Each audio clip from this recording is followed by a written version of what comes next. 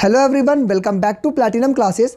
तो इस video series का ये लास्ट पार्ट है जिसमें आज हम डिस्कस कर रहे हैं क्लास 10th मैथ्स का मोस्ट इंपॉर्टेंट एमसीक्यूज़। इस वीडियो सीरीज़ में टोटल हम 100 एमसीक्यूज़ को डिस्कस कर रहे हैं जो कि आपके बोर्ड एग्जामिनेशन के लिए बहुत ज़्यादा इंपॉर्टेंट है। दोस्तों, जो भी एमसीक्यू मैं बता रहा हूँ उसका जो कंसेप्ट है ये आपके लिए बहुत ज़रूरी है, क्योंकि जो एमसीक्यू है वो डायरेक्टली कॉपी पेस्ट तो नहीं होंगे, लेकिन जो कंसेप्ट से रिलेटेड क्वेश्चंस जरूर देखने को मिलेगा।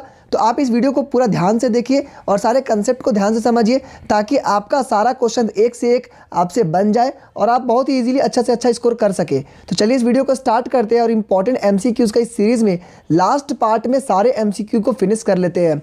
यहाँ पर दोस्तों सबसे पहला क्वेश्चन आपसे पूछा जा रहा है, the probability of getting a spade card from a well shuffled deck of 52 cards. अब देखिए, जब भी प्रोबेबिलिटी के बारे में बात हो तो आपको करना क्या है, नीचे में होता है सैंपल स्पेस, यानी कि कौन कौन सा आउटकम आ सकता है, और ऊपर में क्या लिखिएगा, यहाँ पर आप लिखिएगा फेवरेबल आउटकम, आप क्या निकालना चाहते हैं। तो यहाँ पर देखिए सैंपल स्पेस तो 52 हो गया, लेकिन आप निकालना क्या चाहते हैं कि एक स्पेड कार्ड। तो स्पेड कार्ड टोटल कितना होता है, देखिए टोटल 52 कार्ड्स में से स्पेड जो होता है वो 13 होता है। तो 13 होता है तो टोटल 13 यहाँ लिख दिए, और जब आप प्रोबेबिलिटी निकालिएगा तो आप क्या करिएगा, यहाँ पे इसको डिवाइड करिएगा तो 1/4 आएगा। तो राइट आंसर आपका 56 का हो जाएगा बी। समझ में आ रहा होगा। नेक्स्ट क्वेश्चन देखिए, the probability of getting less than 3 in a single throw of a die. अब डाई में आपको देखिए सैंपल स्पेस क्या हो गया, यहाँ पे टोटल हो गया 6, और उसके बाद आप बात करते हैं कि आपको चाहिए क्या, तो लेस देन 3। तो लेस देन 3 में 1 और 2 आएगा, और तो कोई आएगा नहीं, डाइस के बारे में बात कर रहा है। तो लेस देन 2, तो यहाँ पे 2 ही लोग हैं, तो यहाँ पे 2 हो गया। तो इसको भी जब काटेंगे तो ये आपका हो जाएगा 1/3 राइट आंसर। तो यहाँ पर आपका हो जाएगा ए नंबर बिल्कुल राइट आंसर। देखिए प्रोबेबिलिटी देखने में आपको ईजी लगता है, और चूंकि ये इजी है तो आपका ये फोकस रहना चाहिए कि आप प्रोबेबिलिटी में 100% स्कोर करें, प्रोबेबिलिटी में एक भी क्वेश्चन गलत ना करें। तो इसीलिए छोटा है, लेकिन आपको जब स्कोरिंग चीज़ है तो आप उसको ध्यान से समझ लीजिए, ताकि स्कोर में कोई गलत मत करिएगा प्रोबेबिलिटी में। इससे बहुत ज़्यादा दुख होता है, क्योंकि ईजी जब क्वेश्चन जब गलत होता है तो दुख बहुत ज़्यादा होता है। आगे देखिए, the total number of events of throwing 10 coins simultaneously. अब देखिए 10 कॉइन्स को आपको थ्रो करना है और एक ही साथ थ्रो करना है। तो देखिए अब बोल रहा है कि कितने सारा सैंपल स्पेस बन सकता है, या फिर तो इसी चीज़ को आपको एक चीज़ समझना होगा, एक एक कॉइन में या तो हेड होगा या तो टेल होगा। तो टोटल 2 चीज़ होता है, तो यहाँ पे 2 to the power 10 लगा देंगे। 2 to the power 10 का मतलब क्या होता है, 2 × 2 × 2 × 2 करके टोटल 10 टाइम्स इसको मल्टीप्लाई करेंगे।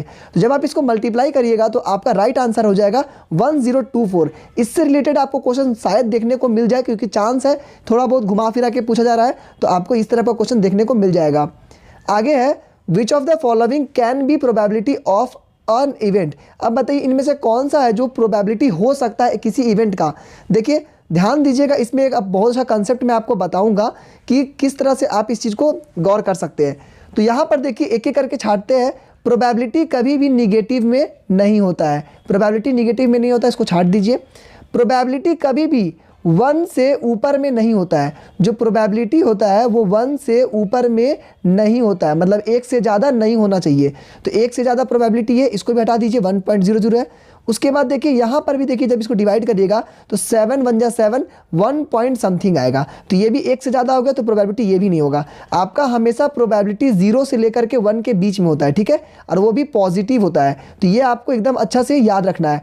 तो अब देखिए क्या होना चाहिए, इस चीज़ को डिवाइड करिएगा तो 0 पॉइंट समथिंग आएगा। तो ये आपका बिल्कुल करेक्ट हो जाएगा, ऑप्शन नंबर सी।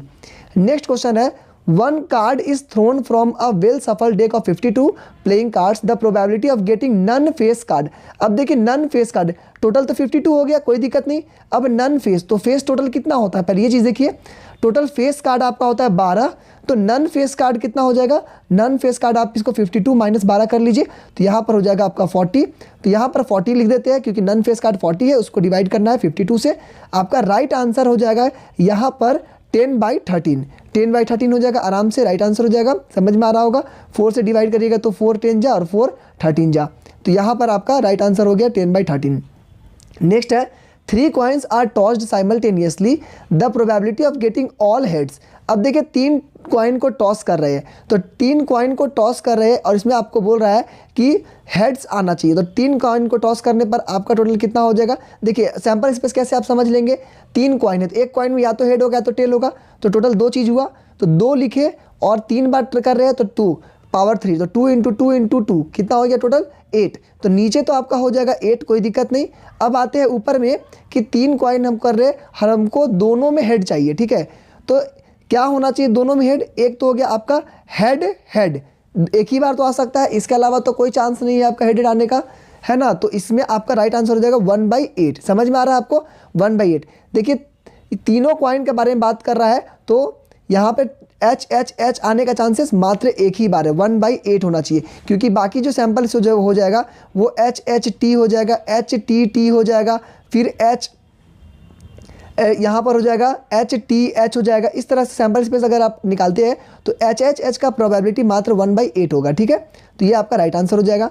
आगे है 1 card is drawn from a well shuffled deck of 52 cards, probability of getting king.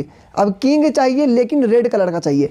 ध्यान दीजिएगा, जब भी क्वेश्चन पूछा जा रहा है तो आप बिल्कुल क्वेश्चन को बार बार पढ़ेंगे, 1000 बार पढ़ेंगे, लेकिन अच्छे से पढ़ेंगे। क्वेश्चन जब तक आपको ढंग से नहीं समझ में आएगा आपको बिल्कुल गलत हो जाएगा इस सब क्वेश्चन में। तो देखिए किंग टोटल कितना होता है, किंग टोटल 4 होता है, और 4 में से रेड कितना होता है, रेड 2 होता है, ब्लैक कितना होता है, ब्लैक भी 2 होता है। तो रेड 2 ही हो गया, और टोटल कार्ड कितना 52। तो इसको निकालेंगे कैसे, 52 नीचे हो गया, ऊपर 2, क्योंकि टोटल आउटकम 52, हमको चाहिए 2। तो इसमें से कितना हो जाएगा 1/26, राइट आंसर हो जाएगा ए। समझ में आ गया होगा। प्रोबेबिलिटी में गलत बच्चे करेंगे तो ये इससे बड़ा तो दुख का बात और कुछ नहीं हो सकता है। बहुत दुख होता है जब आपको इजी क्वेश्चन में गलत करते हैं, तो इजी क्वेश्चन में गलत मत करिएगा, बिल्कुल अच्छा से स्कोर करना है।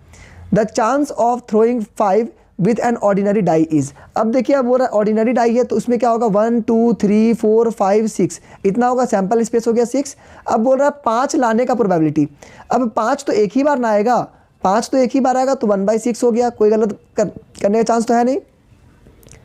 आगे है the letters of the word society are placed in random row, the probability of getting vowel. अब देखिए सोसाइटी में टोटल कितना है, 1 2 3 4 5 6 7, टोटल कितना है, तो नीचे लिख दिए 7। अब बोल रहा है वॉवेल, तो वॉवेल क्या होता है, ए ई आई ओ यू। अब इस लेटर में देखिए कौन कौन सा है, एक तो ओ हो गया, एक आई हो गया, एक ई हो गया, तो टोटल 3 ही हो गया। तो टोटल आपका 3 हो गया वॉवेल, तो 3/7 आपका राइट आंसर हो जाएगा 64 का सी, ठीक है।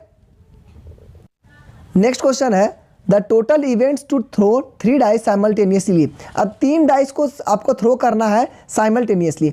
अब देखिए एक बार में डाइस में कितना आउटकम आ सकता है, एक बार थ्रो करिएगा तो आपका टोटल आउटकम कितना होगा, 6 आउटकम होगा। समझ में आ रहा होगा, जैसे एक कॉइन को थ्रो करते हैं तो हेड और टेल आता है, तो टोटल कितना 2 आउटकम हुआ।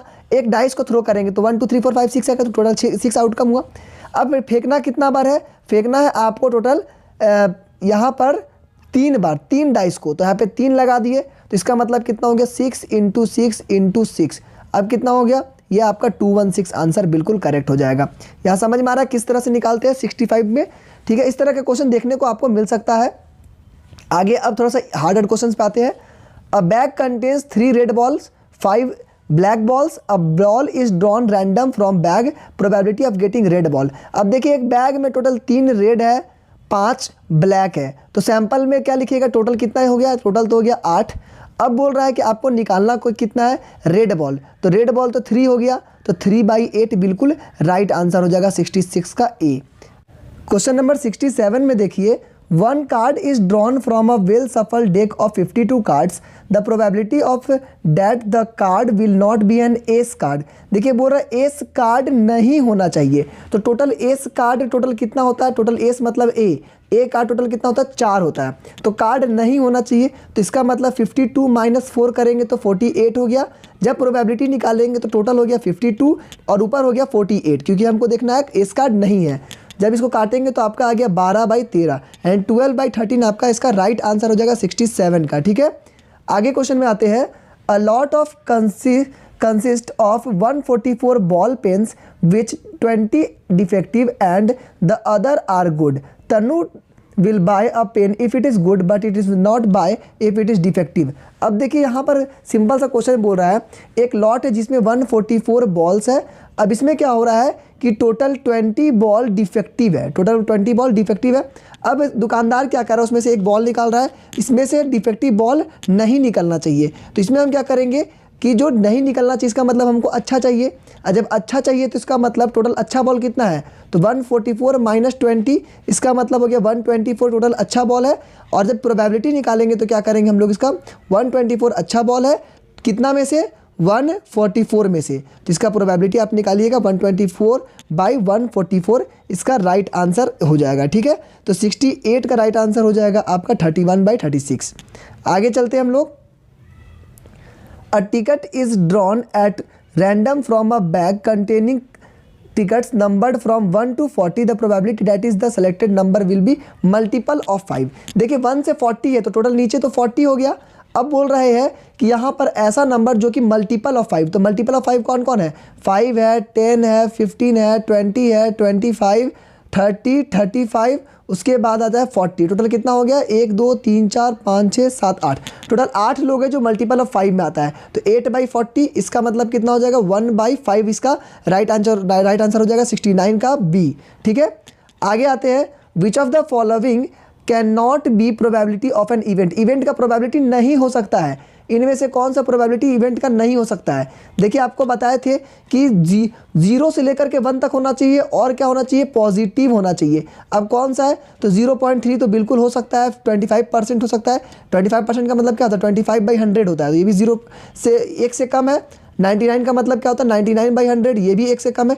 लेकिन 1.5 क्या है, ये ज़्यादा है, तो ये 1.5 आपका नहीं हो सकता है, तो ये राइट आंसर हो जाएगा ए। ठीक है, आगे देखिए। The sum of the probabilities of all elementary events of an experiment is P.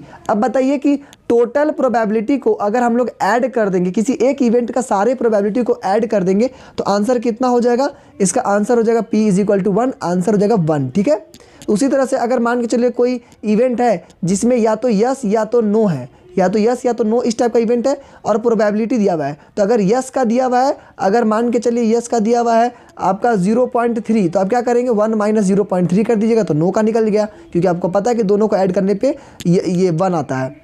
आगे देखिए। An event is very unlikely to happen its probabilities. अब बोल रहा है कि एक इवेंट है जो बहुत ही कम चांस है होने का, बहुत ज़्यादा कम चांस है, तो इसमें से देखिए सबसे कम चांस वाला प्रोबेबिलिटी कौन सा है, तो जो सबसे छोटा होगा वही सबसे कम चांस वाला होगा। सबसे छोटा कौन है, 0.001%, 0.0001%, ये जो है ये सबसे कम प्रोबेबिलिटी वाला है, तो ये इसका अनलाइकली टू हैपन हो जाएगा। आगे है आगे 1 ticket is selected at random from 100 tickets numbered from 0.0 to 99। अब देखिए इंपॉर्टेंट क्वेश्चन है, वेरी वेरी इंपॉर्टेंट क्वेश्चन है। 0.0 से लेकर के 99 तक टोटल कितना हो गया, 100, क्योंकि इसको भी ऐड कर लिए। अब एक टिकट है जिसमें कि क्या है कि ये बोल रहा है कि एक ऐसा नंबर जिसको सम करेंगे, मान के चलिए इसका 1s और 10s डिजिट जो है, 1s और 10s डिजिट को सम करेंगे तो इसका आंसर आना चाहिए 9, और 1s और 10s डिजिट को मल्टीप्लाई करेंगे तो आंसर आएगा 0। तो देखिए 9 लाने के लिए तो आप बहुत सारा कर सकते हैं, 554 में भी दोनों को जोड़ेंगे 9 आ जाएगा, 24 में भी सॉरी यहाँ पे 63 में जोड़ेंगे तो भी 9 आ जाएगा। लेकिन क्या दोनों को मल्टीप्लाई करेंगे तो 0 आएगा, ये नहीं आएगा। तो 0 लाने के लिए आपको क्या होना चाहिए, बस 0 9 और 9 0 में आएगा। ठीक है, 0 × 9 करेंगे तो 0, 9 × 0 करेंगे तो 0। अब दोनों को ऐड करेंगे तो भी 9, दोनों को ऐड करेंगे तो भी 9। तो इसका मतलब क्या हो गया, 2 ही लोग ऐसा है जो इस कंडीशन को फुलफिल कर रहा है, तो इसका मतलब ये 2/100, टोटल 100 में से 2 है, तो इसका राइट आंसर क्या हो जाएगा, ये हो जाएगा 1/50, बिल्कुल करेक्ट आंसर हो जाएगा 73 का। ठीक है, यहाँ तक तो आपको कोई दिक्कत नहीं हुआ होगा, कंसेप्ट बहुत अच्छे से समझ में आ रहा होगा, प्रोबेबिलिटी में अच्छा स्कोर करेंगे।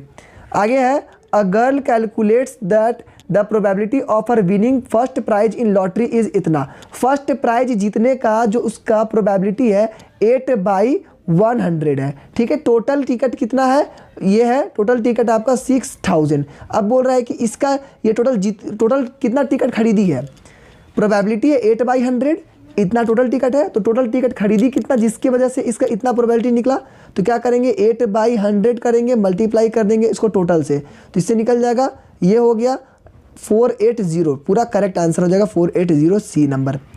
नेक्स्ट क्वेश्चन देखिए, मैच द कॉलम से है, जल्दी से इसको मैच कर लीजिए। मैचिंग में क्या आंसर होना चाहिए, प्रोबेबिलिटी ऑफ श्योर इवेंट, ऐसा इवेंट जो कि पक्का होने वाला है, तो ये क्या हो जाएगा 1 का हो जाएगा सी, पक्का हो जाएगा 1।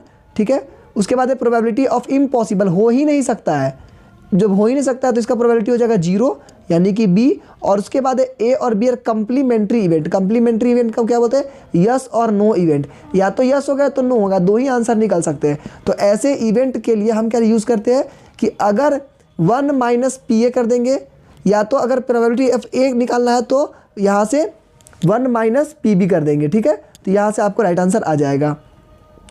आगे क्वेश्चन पे आते हैं। If angle of sector is 60, radius is इतना, then length of arc is. अब देखिए यहाँ पे 76 में इंपॉर्टेंट क्वेश्चन है। क्या बोला जा रहा है कि एंगल जो है 60 और यहाँ पे आर्क का जो लेंथ पूछ रहा है। ठीक है, तो यहाँ पर हम लोग क्या करेंगे, θ/360 इंटू 2 पाई आर करेंगे। क्यों करेंगे, सर्कल में देखिए जब हम इस पेरीमीटर के बारे में, आर्क तो यहीं पे होता है, तो इसका मतलब पेरीमीटर इस सर्कमफरेंस के बारे में बात कर रहे हैं, तो फॉर्मूला लगाएंगे θ/360 इंटू 2 पाई आर। अब थीटा क्या है, जो थीटा ये थीटा है, तो जो दिया हुआ है तो 60/360 इंटू 2 पाई आर। 2 पाई मतलब हो गया 22/7 इंटू आर कितना हो गया, आर आपको यहाँ पर आपका आर हो जाएगा 3.5। ठीक है, अब इसको सॉल्व करेंगे तो आपका राइट आंसर आ जाएगा, इसका राइट आंसर आपका आ जाएगा डायरेक्टली आप निकालेंगे तो 22/6 आएगा। काट छाट करके देखिएगा तो आपका 3.66 राइट आंसर आ जाएगा। ठीक है, 3.66 बिल्कुल करेक्ट आंसर हो जाएगा। आगे देखते हैं। The area of quadrant of a circle whose circumference is. अब देखिए इसमें सर्कमफरेंस दिया हुआ है, तो सर्कमफरेंस दिया हुआ है, इसका मतलब 2 पाई आर दिया हुआ है। 2 पाई आर कितना है, 22 है। इसका मतलब 2 into 22/7 into R is equal to 22 दिया हुआ है। ठीक है, अब करना क्या है यहाँ पर आपको, यहाँ पर इससे जब आप सॉल्व करेंगे तो r इज इक्वल टू 7/2 निकल गया। अब करना क्या है, क्वाड्रेंट का एरिया निकालना है। ठीक है, क्वाड्रेंट का एरिया निकालना है, तो एरिया के लिए क्या होता है क्वाड्रेंट का, 1/4 pi r square, 1/4 pi r square. अब यहाँ से अगर आप निकालिएगा तो ये बिल्कुल आप निकाल सकते हैं, 1/4 करिए इंटू 22/7 करिए और r को मल्टीप्लाई कर दिए 7/2 इंटू 7/2, यहाँ से यहाँ कट गया। ठीक है, ये 11 बार में कटा तो यहाँ 77/8 आंसर बिल्कुल करेक्ट हो जाएगा। तो ये 77 का डी बिल्कुल करेक्ट आंसर हो जाएगा। ठीक है, समझ में आ रहा कैसे कर रहे हैं, करने का प्रोसेस समझ में आ जाएगा तो वो सबसे इंपॉर्टेंट है। क्वेश्चन समझना से ज़्यादा आप उसके प्रोसेस को समझिए। The area of a circle whose circumference is. देखिए अब एरिया निकालना है तो एरिया इज इक्वल टू, सबसे पहले तो फॉर्मूला लिखिए। एरिया का होता है पाई आर स्क्वायर, इसका एरिया होता है। ठीक है, अब बोल रहा है सर्कमफरेंस 22 दिया हुआ है, यानी कि सर्कमफरेंस जो है ये आपका 22 दिया हुआ है, तो 2 पाई आर ही आपका 22 दिया हुआ है। ठीक है, अब यहाँ से आपको क्या करना है, आर निकाल लीजिए और यहाँ से आर निकाल करके आप इस जगह पे डाल दीजिए। समझ में आ रहा है, एरिया का तो पाई आर स्क्वायर, तो हमको तो बस आर चाहिए, तो आर निकालेंगे कहाँ, सर्कमफरेंस से निकालेंगे। तो 78 में आपको वही काम करना है उसी तरह से। ठीक है, तो यहाँ से जब आप r निकालते हैं तो r निकलता है 7/2 और आप इसी 7/2 को क्या करेंगे, यहाँ पे डाल देंगे। तो 22/7 यहाँ मल्टीप्लाई करिए 7/2 इंटू 7/2। ठीक है, यहाँ से यहाँ कटा, यहाँ 11 हुआ, यहाँ पे हो जाएगा 77/2 यानी कि आपका 38.5, ये राइट आंसर हो जाएगा 38.5 सेंटीमीटर स्क्वायर। समझ में आ रहा है कैसे निकाल रहे हैं। जब आपको एरिया निकालना है तो एरिया का पहले फॉर्मूला लिख दीजिए। क्या कुछ घट रहा है, तो सबसे पहले तो घट रहा था आपका ये आर घट रहा था, तो आर आप कहाँ से निकाले, सर्कमफरेंस से निकाल लिए। आगे देखते हैं। The length of a minute hand clock is 14 centimetre, the area swept by. अब देखिए इंपॉर्टेंट चीज़ है, मिनट हैंड जो है ये आपका लेंथ इसका दिया हुआ है 14 सेंटीमीटर। अब बोल रहा है 5 मिनट में ये कितना स्वेप्ट करेगा एरिया, 5 मिनट में। अब चलिए हम लोग देखते हैं 1 मिनट में पहले कितना निकालते हैं। तो 1 मिनट में कितना हो जाएगा, तो टोटल 360, तो आपका ये डिग्री होता है टोटल 360, और टोटल कितना पार्ट्स में बांटा हुआ है, टोटल 60 पार्ट्स में बांटा हुआ है। तो 60 पार्ट्स में जब बांटा हुआ है तो ये इसका मतलब 1 मिनट का मतलब होता है, 1 मिनट का मतलब हो जाता है टोटल 6 डिग्री। 1 मिनट का 6 डिग्री, तो 5 मिनट में टोटल कितना डिग्री कवर किया, 5 डिग्री, 5 मिनट में टोटल 30 डिग्री कवर किया। समझ में आ रहा होगा। ये जो 5 मिनट है यानी कि 1 से लेकर के आप यहाँ 2 तक देखिए तो 5 मिनट में जो ये टोटल 30 डिग्री हो गया। अब तो सिंपल हो गया, एरिया ऑफ सेक्टर निकालना है। एरिया ऑफ सेक्टर क्या होता है, θ/360 इंटू पाई आर स्क्वायर। समझ में आ गया। तो थीटा कितना है, 30 है, by 360 into 22/7 into R square, 14 into 14। ठीक है, यहाँ से आप निकाल दिए तो यहाँ से आप इजीली इस चीज़ को आंसर निकाल सकते हैं। इसको जल्दी से इसका आंसर निकालने की कोशिश करिए, आप लोग बहुत ही आसानी से इसका आंसर निकाल लेंगे। ठीक है, जल्दी से इसका आंसर निकाल दीजिए। इजीली आप लोगों का इसका आंसर निकल रहा होगा। तो 79 का राइट आंसर हो जाएगा आपका सी, बिल्कुल करेक्ट हो जाएगा 51.3। ठीक है, ये आपका बहुत आसान क्वेश्चन था, इसको ध्यान से करिएगा, बहुत इजीली आप इसको बना सकते हैं। आगे है the radii of two circles are 19 and 9 centimetre respectively. The radius of circle which has circumference equal to the sum of the circumference of two circle. अब देखिए यहाँ पर एक चीज़ बात आप समझिए, रेडियाई बोल रहा है दो सर्कल का, मतलब एक ये सर्कल है एक और सर्कल है। अब ये दोनों को जोड़ देंगे, इसका तो एक बड़ा सर्कल बनेगा, इसका जो रेडियस होगा इसी को पूछ रहा है कितना होगा। ठीक है, तो पहले छोटा वाला बड़ा वाला, अब दोनों को जोड़ने के बाद का आपसे पूछ रहा है। तो 80 में आपको क्या करना है, मान के चलिए 80 में देखिए तो 2 पाई आर, यहाँ पे 2 पाई R1 जो है प्लस 2 पाई R2 करेंगे तभी तो आपका ये बड़ा वाले का 2 पाई निकलेगा। तो इसका मतलब क्या हो गया, यहाँ पर आपका 19 दिया हुआ है, तो 19 को यहाँ पे जब पुट करेंगे तो कितना हो जाएगा 38 पाई। यहाँ पर ऐड, यहाँ पे R2 में 9 को पुट करेंगे तो टोटल कितना हो जाएगा 18 पाई। टोटल कितना हो गया 56 पाई। तो 56 पाई जो है ये बड़ा वाला का सरकमफरेंस है। बड़ा वाला का सरकमफरेंस समझ में आया 56 पाई। अब बड़ा वाला का सरकमफरेंस 66 पाई है, तो अब इसको क्या आर निकालना है, तो 2 पाई ये आर इज इक्वल टू 56 पाई होना चाहिए। पाई पाई कट गया, कोई दिक्कत, आर इज इक्वल टू कितना हो गया 56/2, कोई दिक्कत, 28 आंसर बिल्कुल राइट आंसर हो जाएगा। तो किस तरह से निकाले समझ में आ रहा होगा, ये सारे प्रोसेस को कंसेप्ट को समझ लेंगे तो आप इजीली आंसर कर सकते हैं। आगे है the area of a circle that can be inscribed in square of A side 6। एक स्क्वायर है, मान के चलिए 6 अब बोला एक जो सर्कल को इंस्क्राइब करेंगे उसका एरिया कितना होगा। ठीक है, क्वेश्चन देख करके घबराना नहीं है, क्वेश्चन देख करके घबराना नहीं, लड़ना है। क्वेश्चन से जितना लड़ेंगे उतना जल्दी आप अच्छा आंसर निकाल सकते हैं। तो देखिए ऐसा क्वेश्चन जब भी आएगा तो आपको बस तो एरिया निकालने के लिए आपको तो एक ही चीज़ चाहिए, एरिया निकालने के लिए आपको चाहिए आर। अब आर देखिए कितना होगा, ये टोटल आपका 6 है तो आर हो जाएगा टोटल 3, समझ में आ रहा है, आर हो जाएगा 3। तो उस तरह से आप निकालिएगा तो आप इजीली इसका आंसर निकाल सकते हैं, पाई आर स्क्वायर यानी पाई इंटू 3 तो होगा 9 पाई, बिल्कुल करेक्ट हो जाएगा। 81 का सी आंसर आपका सही हो जाएगा। ठीक है, radii of two circles are 4 centimetre and 3 centimetre respectively. The diameter of the circle having area equal to the, जैसे पेरीमीटर वाला क्वेश्चन बनाए थे उसी टाइप से इसको ही बनाएंगे। तो मान के चलिए आपका जो बड़ा वाला जो बनाएंगे, जो बड़ा वाला जो निकलेगा रेडियस, उसका जो एरिया होगा वो क्या होगा पाई आर स्क्वायर। तो छोटा वाला का कितना है पाई R1 का स्क्वायर प्लस पाई R2 का स्क्वायर, समझ में आ रहा है। ये दोनों को जोड़ेंगे तो बड़ा वाला निकल गया, ये दोनों को जोड़े तो बड़ा वाला निकला, तो यहाँ से पाई पाई सब कट गया। अब R का कैपिटल R का square is equal to R1 plus R1 का स्क्वायर प्लस R2 का स्क्वायर। ठीक है, तो इसका R1 का जो ये R का स्क्वायर है तो ये कितना हो जाएगा, तो यहाँ पर हो जाएगा 4 का स्क्वायर प्लस 3 का स्क्वायर, तो ये हो जाएगा टोटल 25। और R जब निकालिएगा तो R हो जाएगा आपका 5, बिल्कुल करेक्ट आंसर हो जाएगा। तो R कितना हो गया 5। समझ में आ रहा है किस तरह से बना रहे हैं, इस तरह से आप बनाइएगा, आसानी से कर सकते हैं। देखिए कुछ बच्चे सोच रहे होंगे कि बहुत इजी क्वेश्चन है, मैंने तो बहुत R.D. शर्मा RS अग्रवाल पढ़ के बैठा हूँ, लेकिन बहुत बार देखा गया है कि CBSE में छोटे छोटे क्वेश्चंस को आपको कंसेप्ट से भरे होते हैं, छोटे छोटे क्वेश्चंस में आपको फंस जाते हैं और वहीं से आपके मार्क्स कटते हैं। तो उन सारे क्वेश्चंस को भी बिल्कुल हल्के में मत लीजिए, ध्यान से समझते जाइए, क्योंकि वहाँ से भी आपको स्कोर करना है। आगे है if the circumference of two circle are in the ratio then ratio of their area is. बहुत इंपॉर्टेंट क्वेश्चन है, VVI है, ध्यान दीजिएगा कैसे करेंगे। यहाँ पर बोल रहा है दोनों का सर्कमफरेंस जो दिया हुआ है उसका रेशियो दिया हुआ है, तो इसका मतलब एक सर्कमफरेंस जो है उसका रेशियो। अब देखिए सर्कमफरेंस क्या होता है, 2 पाई आर, और 2 पाई R1 और 2 पाई R2, यही ना होगा। अब दोनों का रेशियो कितना दिया हुआ है 4/9 दिया हुआ है। अब देखिए 2 पाई कट गया तो R1/R2 कितना हो गया 4/9 हो गया, समझ में आ रहा है। अब उसी तरह से अब इसका बोल रहा है एरिया निकालिए, तो एरिया कैसे निकलेगा, पाई R1 का स्क्वायर बाई पाई R2 का स्क्वायर, यहाँ भी कटा। अब R1 का स्क्वायर बाई R2 का स्क्वायर है तो कितना हो जाएगा, ऊपर में हो जाएगा यहाँ पे 16 और यहाँ पे नीचे हो जाएगा 81। ठीक है, इसको स्क्वायर कर दिए तो ये 16/81 इसका बिल्कुल राइट आंसर हो जाएगा, डी नंबर। तो इसमें आपको गलत नहीं करना था, इसमें आपको बहुत ही अच्छे से स्कोर कर सकते थे।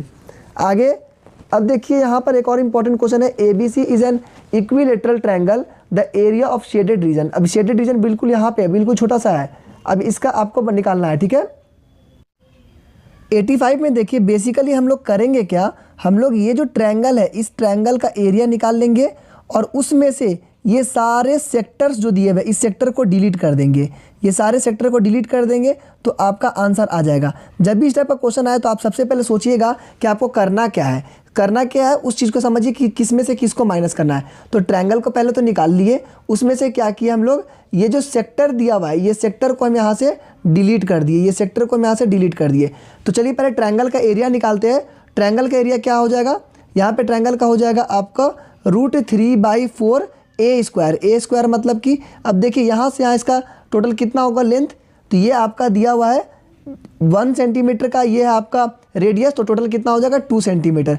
तो ए स्क्वायर कितना हो जाएगा, तो यहाँ पर देखिए √3/4 ए स्क्वायर, तो यहाँ पे 2 का स्क्वायर तो यानी 4, तो ये कट गया तो टोटल बचा √3, ठीक है। तो अब हम लोग क्या किए, एरिया ऑफ ट्रायंगल निकाल लिए। अब नेक्स्ट काम अब हम लोग का क्या बचा कि अब हमको सेक्टर को निकालना है, 3 से मल्टीप्लाई करके डिलीट कर देना है। तो अब सेक्टर का एरिया क्या हो जाएगा, तो सेक्टर के लिए हो जाएगा यहाँ पे देखिए ये राइट एंगल 60 डिग्री वाला ट्रायंगल है आपका इक्विलेटरल, तो 60/360 इंटू यहाँ पे आपका क्या करें सेक्टर का πr², यही ना हो रहा है। तो 60, तो यहाँ पर कितना हो जाएगा 1/6 हो जाएगा आंसर, और यहाँ पर हो जाएगा पाई, और r का स्क्वायर में क्या हो जाएगा 1 का तो स्क्वायर करेंगे 1 ही हो जाएगा, तो 1/6 पाई 1 का है। तो टोटल 3 के लिए क्या करेंगे 3 से मल्टीप्लाई करेंगे, तो जब 3 से मल्टीप्लाई करेंगे तो क्या हो जाएगा 1/2 पाई हो जाएगा। समझ में आ रहा है, यहाँ तक बात समझ में आ रहा है। तो 1/2 पाई, अब क्या करेंगे 1/2 पाई निकल गया तो सब पूरा ट्रायंगल में से डिलीट करना है। तो ट्रायंगल का था √3 माइनस 1/2 पाई, ये आपका समझ में आ गया होगा, ये आपको इसको कर लेना है, आंसर आपका निकल जाएगा। देखिए एक क्वेश्चन बीच में छूट गया था, इसको हम एक बार करा देते हैं 83 का। 83 में if the area of the circle numerically equal to the twice the circumference of the diameter of the circle, find करना है डायमीटर का। अब देखिए क्या करना है, एरिया जो है वो ट्वाइस द सर्कमफरेंस है, तो एरिया मतलब πr², और एरिया जो सर्कमफरेंस दिया हुआ है उसका क्या है ट्वाइस है, तो यही चीज़ होगा। अब इससे क्या करेंगे, पाई तो कट गया, एक r कटा, एक r यहाँ से कटा, उसके बाद ये 4 बचा, तो r इक्वल टू कितना बचा 4, तो d कितना हो जाएगा, ये हो जाएगा आपका 8। समझ में आ गया कैसे निकाले, इसी तरह से आप बस थोड़ी मेहनत करिएगा तो आप आसानी से निकाल सकते हैं। The diameter of a wheel is 1.26 metre, the distance travel in 500 revolution. अब देखिए एक व्हील का डायमीटर दिया हुआ है, डायमीटर कितना दिया हुआ है 1.26 दिया हुआ है डायमीटर।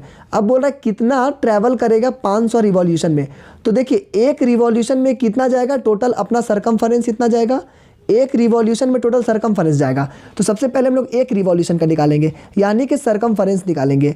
तो यहाँ पे देखिए सबसे पहले रेडियस कितना हो गया इसका 0.6 मीटर हो गया, 0.6 ले लेते हैं हम लोग इसको, उसके बाद 0.63। अब क्या करेंगे इसको, एक रिवॉल्यूशन के लिए हम लोग 2 × 22/7 × r 0.63 कर दिए, ठीक है।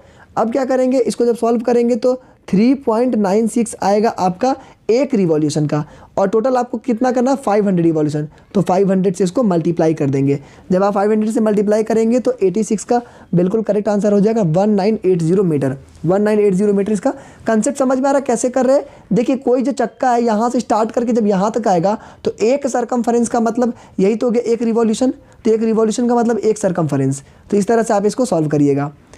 If the sum of the circumference of two circle of radii r1 and r2 is equal to the circumference of a circle of the radius then, अब देखिए बोल रहा है कि दोनों क्या होगा, if the sum of circumference of two circles, अब दो सर्कल है दोनों का circumference को अगर हम लोग जोड़ते हैं तो with radii r1 इतना, तो आप उसका बताना है आपका कि इसके बारे में कि उसका रेडियस कैसा होगा, ठीक है। तो देखिए ये दोनों सर्कल का सरकमफरेंस को हम जोड़ देंगे तो एक बड़ा सा सर्कल बनेगा। अब जो इसका रेडियस होगा वो कैसा होगा, तो देखिए एक क्वेश्चन में भी हम लोग समझे थे कि जब दो सरकमफरेंस को जोड़ेंगे तो इसका जो रेडियस होगा ये दोनों का रेडियस को ऐड करेंगे वही आएगा। तो ये R1 प्लस R2 होगा। ठीक है, समझ में आ रहा है। ये छोटा छोटा दो सर्कल है, इसका R1 है, ये R2 है, और जब ये दोनों का सरकमफेरेंस को जोड़ेंगे तो ये जो होगा R1 प्लस R2 हो जाएगा इसका रेडियस। तो ये आपको समझ में आ गया होगा, ए नंबर बिल्कुल करेक्ट हो जाएगा। Area of the largest triangle that can be inscribed semi circle of the radius R unit. अब देखिए इसमें आपको एरिया निकालना है एक ट्रायंगल का जो कि सेमी सर्कल में घुस जाए। तो देखिए मान के चलिए एक सेमी सर्कल है जिसका रेडियस R है। ठीक है, अब बोल रहा है कि इसमें से एक ट्रायंगल, तो ट्रायंगल कुछ आपका इस तरह से आएगा, ट्रायंगल कुछ ये आएगा आपका equilateral triangle. Area of the largest triangle that can be inscribed in. अब देखिए लार्जेस्ट ट्रायंगल के बारे में बात कर रहा है, तो ये कौन सा ट्रायंगल, अब ये ट्रायंगल के बारे में बात कर रहा है, तो इसका कितना हम लोग एरिया निकालेंगे। तो देखिए एरिया इसमें कोई ज़रूरी नहीं है कि इक्विलेटरल हो, कोई भी ट्रायंगल इसमें आ सकता है, जैसे कि आप इस तरह से भी आ सकता है, तो इस तरह से भी आ सकता है ट्रायंगल। तो बस आपको ध्यान देना है कि इसका एरिया निकालना है। तो एरिया कैसे निकालेंगे, एरिया के लिए आपको बहुत ध्यान से समझिएगा। तो एरिया क्या होता है ट्रायंगल का, हाफ बेस इंटू हाइट। तो हाफ लगाए, बेस कितना है, बेस आपका यहाँ से यहाँ है, तो एक R है, तो बेस कितना हो जाएगा इसका, ये हो जाएगा 2R, समझ गए। और ये जो हाइट है इसका, हाइट कितना है, ये भी इसका रेडियस है, तो ये आपका R हो जाएगा। तो ये 2 कटा, इसका जो हो जाएगा आंसर R का स्क्वायर हो जाएगा। तो ये जो ट्रायंगल है उसका एरिया कितना हो जाएगा, R का स्क्वायर, यानी कि A बिल्कुल राइट आंसर हो जाएगा। ठीक है, आगे आते हैं। A circular wire of radius 42 is cut and bent into a form of rectangle whose sides are in the ratio of 6:5 smaller side of the rectangle. अब देखिए रेक्टेंगल में उसको हम क्या किए हैं, चेंज कर दिए। 89 में क्या किए, रेक्टेंगल में हम उसको चेंज कर दिए। तो देखिए इसका सबसे पहले सरकमफेरेंस निकालिए, तो 2πr कितना हो जाएगा, 2 × 22/7 × 42। ठीक है, R कहाँ दिया हुआ है इसमें, रेडियस 42, तो इससे हमको क्या मिल जाता है, इससे मिल जाता है 264 इसका सरकमफेरेंस मिल जा रहा है। अब देखिए ये जो रेक्टेंगल है ये 6 और 5 के रेशियो में है, तो जब भी रेशियो हो तो आप उसमें x लगा लीजिए डायरेक्टली। तो यहाँ पे 6x हो गया, और ये हो जाए, ये 6x हो गया, ये 5x हो गया। अब देखिए यही वाला तार को तो घुमा करके हम ये बनाए हैं रेक्टेंगल। इसी तार को जब पहले सर्कल था, अब इसी तार को हम घुमा करके यहाँ पे रेक्टेंगल बना दिए। इसका मतलब ये जो सरकमफेरेंस है ये इसका पेरीमीटर होगा।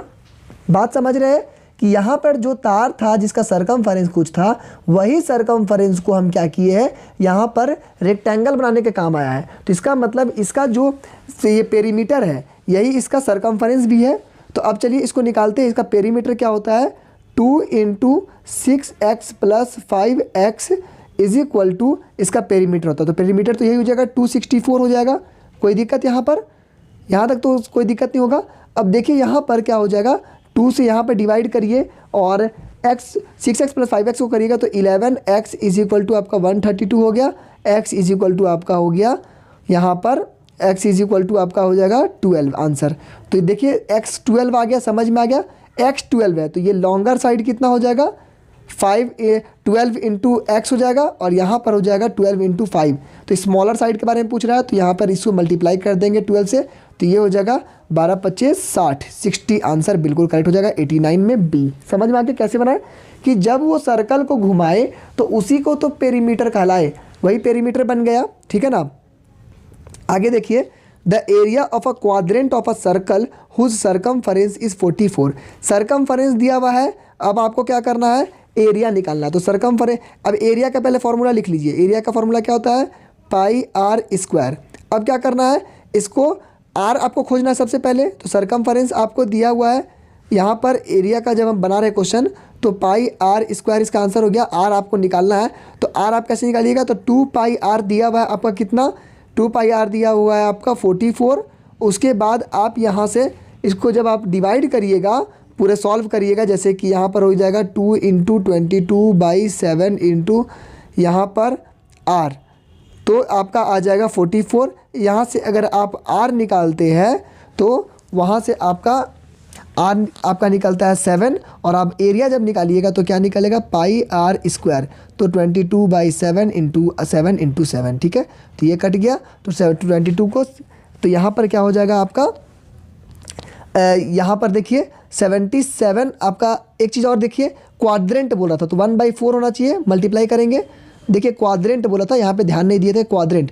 तो 1/4 इंटू पाई 22/7 इंटू आर का स्क्वायर, ठीक है, यही ना क्वेश्चन बोल रहा है। तो 7 कट गया, 4 से हम इसको 22 को काट दे रहे हैं, 2 से यहाँ पे 2 2 जा 4 और यहाँ पर 11 बार में कटा तो 77/2 आपका राइट आंसर हो जाएगा, ठीक है। 77/2 आपका यहाँ पर राइट आंसर हो जाएगा। समझ में आ रहा होगा। चलिए नेक्स्ट क्वेश्चन पे देखती है। In triangle A B C एक ट्रायंगल है, बी पर राइट एंगल्ड है, ए बी पर राइट एंगल है ABC। अब क्या बोल रहा है, AB जो है वो 24 है, BC जो है वो 7 है। Value of tan C, tan का वैल्यू क्या होता है, अब देखिए ये साइन का होता है P/H, कॉस का होता है B/H, tan का होता है P/B। अब P क्या है 24 है, B क्या है 7 है। आसानी से आंसर आपका निकल जाएगा 24/7। 91 का क्या हो जाएगा B। देखिए इस तरह से क्वेश्चन आपको कोई ना कोई तो देखने को जरूर मिलेगा एक नंबर में, ज़्यादा आपको एक नंबर का ये सब का क्वेश्चन आपको देखने को मिलता रहता है। तो इसीलिए आप ये मत सोचिएगा कि बहुत ज़्यादा आसान क्वेश्चन है तो नहीं आएगा। बोर्ड है, कुछ क्वेश्चन आसान होगा, कुछ क्वेश्चन हार्ड भी होगा, तो दोनों कुछ को आप टैकल करते रहिएगा। आगे है sin 2b is equal to 2 sin b is true when b is equal to. कब होगा ऐसा, जब sin 2b का जो वैल्यू है वो 2 sin b हो जाएगा। तो ये जो आपका होता है ये आपका 0 डिग्री पे होता है, ठीक है, इसको याद कर लीजिएगा। बस सिंपल सा कभी कभी डायरेक्टली क्वेश्चन पूछ लेता है, तो आप अगर आप इसको सॉल्व करना चाहते हैं तो आप सॉल्व भी कर सकते हैं। sin 0 0, ठीक है, cos 0 1, इस तरह से आप इसका वैल्यू पुट करके बना सकते हैं। ऐसे इसका आंसर 0 आपका राइट आंसर हो जाएगा। आगे है if √3 tan theta is equal to 3 sin theta then the value of sin square theta minus cos square theta कितना होगा।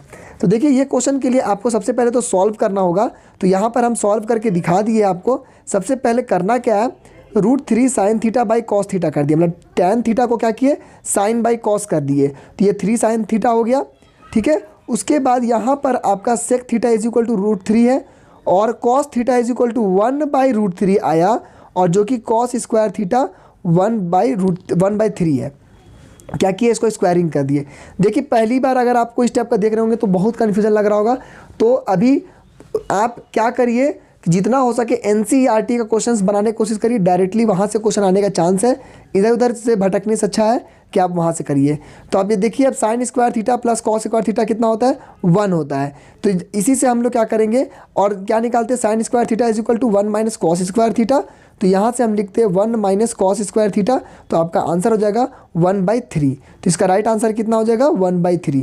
तो ये थोड़ा सा आपको कन्फ्यूजन लग रहा होगा, इसका एक्सप्लेनेशन थोड़ा लंबा जाएगा, तो आप इसको देख सकते हैं क्योंकि एक्सप्लेनेशन बहुत लंबा जाएगा, तो इसको अभी हम नहीं कर पाएंगे, ठीक है। तो 93 का आपका राइट आंसर हो जाएगा D। कोशिश करिए कि आप NCERT के सारे क्वेश्चंस को आप ज़रूर बना लीजिए। आगे का क्वेश्चन देखिए, if cos x is equal to 2/3 then tan x। अब cos x दिया हुआ है 2/3, तो tan x कितना होना चाहिए, ठीक है। क्वेश्चन समझ में आ रहा है। 94 का क्या करना है, तो 94 में आपको क्या करना है, यहाँ पर आपका देखिए 93 में आपका D हो गया, 94 का चलिए देखते हैं। तो 94 में आपको क्या करना है, यहाँ पे 1 plus tan square theta is equal to sec square theta आप लोग सबको को पता होगा। तो सेक एक्स क्या होता है 1/cos x होता है, ठीक है, 1/cos x होता है सेक एक्स। तो यहाँ पर हो जाएगा आपका 1/2/√2/3, 1/2/3, ठीक है, ये आपका हो जा रहा है। तो इसको जब सॉल्व करेंगे तो कितना हो जाएगा 3/2।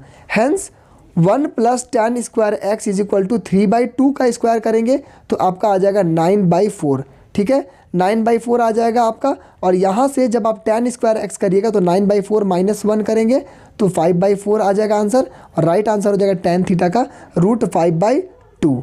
√5/2 आपका बिल्कुल करेक्ट आंसर हो जाएगा यहाँ पर।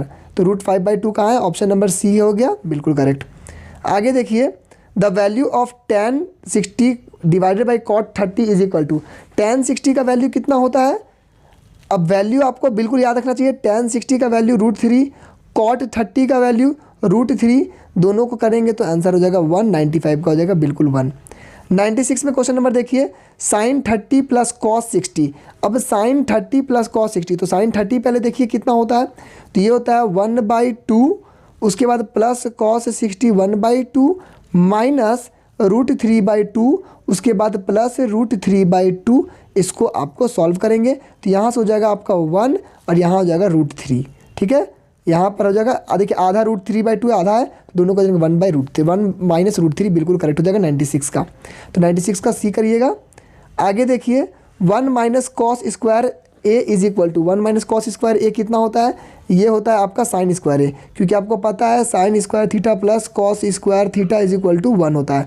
तो यही से आपका आया है the value of sine 60 into cos 30 plus sine 30 into cos 60। अब देखिए साइन 60 का पहले देखिए √3/2 मल्टीप्लाई बाय √3/2 हो जाएगा, प्लस यहाँ पे साइन 30 को करिएगा 1/2 इंटू 1/2, तो यहाँ पर आपका हो जाएगा 3/4, यहाँ पर हो जाएगा प्लस 1/4, जब ऐड करिएगा तो आंसर हो जाएगा 1।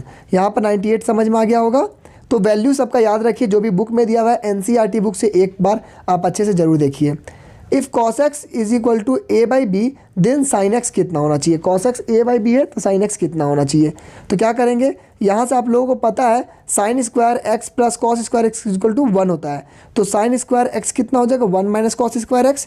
ठीक है, तो 1 माइनस a/b स्क्वायर करेंगे, तो जब आप साइन x को निकालेंगे तो रूट ओवर क्या निकलेगा आपका b square minus a square by b आएगा। ठीक है, तो ये आपका बिल्कुल करेक्ट हो जाएगा, 99 में हो जाएगा आपका सी।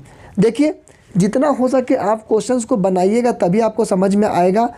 ट्रिग्नोमेट्री एक ऐसा चैप्टर है जिसमें कि आप गेस नहीं कर सकते कि क्या क्वेश्चन आएगा, और आप ये चीज़ नहीं समझ सकते कि किस लेवल का आएगा, कभी भी कुछ भी हो सकता है। तो ट्रिग्नोमेट्री में ज़्यादातर आप NCERT पे ध्यान दीजिए, क्योंकि वहाँ से आने का चांस बहुत ज़्यादा होता है। आगे है given that sine a is equal to 1/2 cos b is equal to 1/√2 then the value of a plus b। ये आप लोगों के लिए होमवर्क है, इसको आप जल्दी से कमेंट में बताइए कि आंसर कितना होगा। और आई होप कि दोस्तों आप लोगों को वीडियो पसंद आया होगा, और ये 100 MCQ का सीरीज़ का लास्ट पार्ट था दोस्तों। यहाँ पे सारे MCQs को डिस्कस कर लिए।